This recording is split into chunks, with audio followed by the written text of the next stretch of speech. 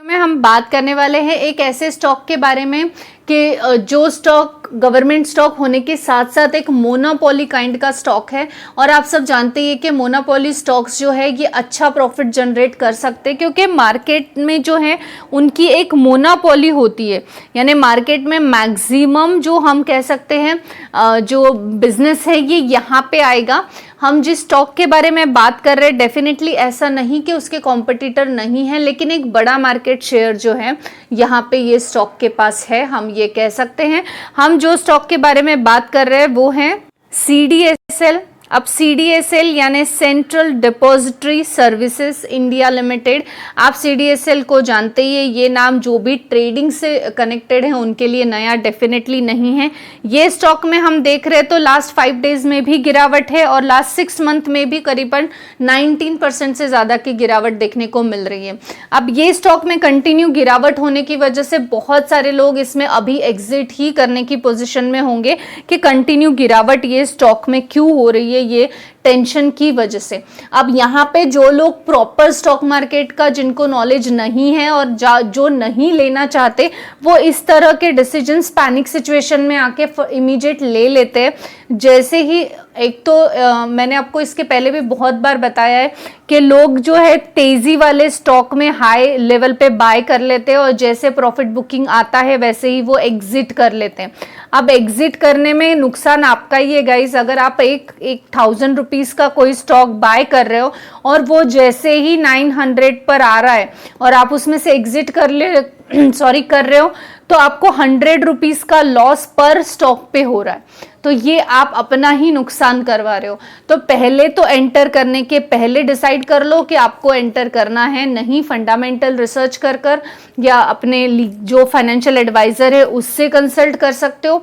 तो वो करने के बाद आप एंटर करो और एंटर करना है आपको स्टॉक में और फंडामेंटली अच्छा है, आपकी रिसर्च हो चुकी है, फ्यूचर आपको पता है कि बिजनेस का बहुत अच्छा है, तो कम से कम 5 सालों के लिए जो है आपको किसी भी स्टॉक में इन्वेस्ट करना चाहिए। पैनिक सिचुएशंस में आप सिर्फ आपका हार्ड अर्न मनी का जो है वो नुकसान ही कर बैठोगे। यहाँ पे जो CDSL में हमें कंटिन्यू गिरावट देखने को मिल रही है, सिर्फ CDSL में ही नहीं, अगर जो एंजल वन में भी जिनके स्टॉक्स होंगे आप वहाँ पे भी देख सकते हैं कि एंजल वन में भी आज आपको गिरावट देखने को मिल ही रही है, करीबन 1.5% से ज़्यादा की। 5 दिन का परफॉर्मेंस इसका आप देख सकते हैं, करीबन 4% से ज़्यादा की गिरावट में ही है। 1 मंथ में भी ये गिरावट दिखा रहा है और 6 मंथ में भी ये करीबन 16% की गिरावट में ही देखने को मिल रहा है। अब यहाँ पे एंजल वन, CDSL, अपस्टॉक्स, ज़रोदा, ये सभी जो है ये ट्रेडिंग प्लेटफॉर्म्स में हमें देखने को मिलता है और इनमें सभी में गिरावट है। जैसे कि पर्टिकुलर किसी स्टॉक में गिरावट है तो हमें वो चीज़ पे ज़्यादा फोकस होकर एग्जिट के बारे में हम प्लान बना सकते हैं इंटरनल इशू होने पर, लेकिन पूरे सेक्टर में अगर वहां पे गिरावट है तो वहां पे रीजन अलग होता है। तो यहाँ पे एग्जिट वाला जो एक ऑप्शन था वो तो कट हो गया कि एग्जिट हमें कम से कम नहीं करने की जरूरत है क्योंकि पूरे ही सेक्टर में गिरावट है। अब यहाँ पे जो अपस्टॉक्स, एंजल वन या ज़रोदा है इसमें मोर देन 80% के जो है गिरावट हमें देखने को मिल रही है। कस्टमर्स जो है इनके एड ऑन नहीं हो रहे हैं।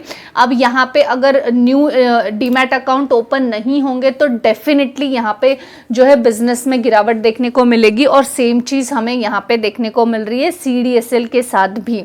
तो ये इसके पीछे का रीज़न क्या है, अगर हम ये जानेंगे कि CDSL के ये परफॉर्मेंस के पीछे का रीज़न क्या है कि क्यों CDSL इस तरह का निगेटिव परफॉर्मेंस दे रहा है कंटिन्यूसली।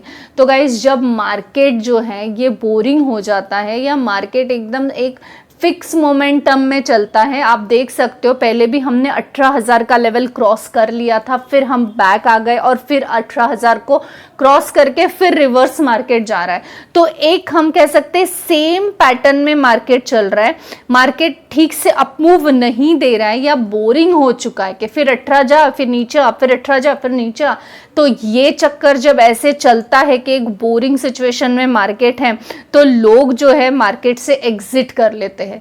बहुत सारे लोग मार्केट से एग्जिट कर लेते हैं, अपने डीमैट्स अकाउंट बंद कर देते हैं या शेयर मार्केट से हाय तौबा कर लेते हैं। अब सिर्फ बोरिंग मार्केट है इसलिए भी नहीं, बहुत से लोग जो है पूरा नॉलेज बिना लिए मार्केट में आते हैं, वो उतने ही जल्दी लॉस करके समेट के निकल जाते हैं डीमैट अकाउंट क्लोज करके।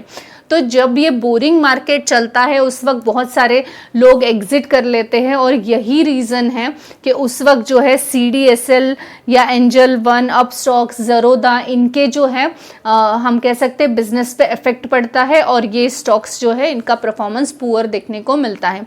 अब यहाँ पे ये तो क्लियर हो गया कि central depository services India limited का जो परफॉर्मेंस है इसके पीछे का एक कॉमन रीज़न है जिसके चलते कि पूरे ही इनके स्टॉक्स जो है अफेक्टेड देखने को मिल रहे हैं। तो ऐसे में अब हमारा यहाँ पे क्या पोजीशन होना चाहिए? अब जो लोगों ने 1000 रुपीज़ पे ये स्टॉक बाय किया होगा या मोर देन 1000 रुपीज़ पे, तो मैं आपको यही कहूँगी कि पेशेंस रखिए।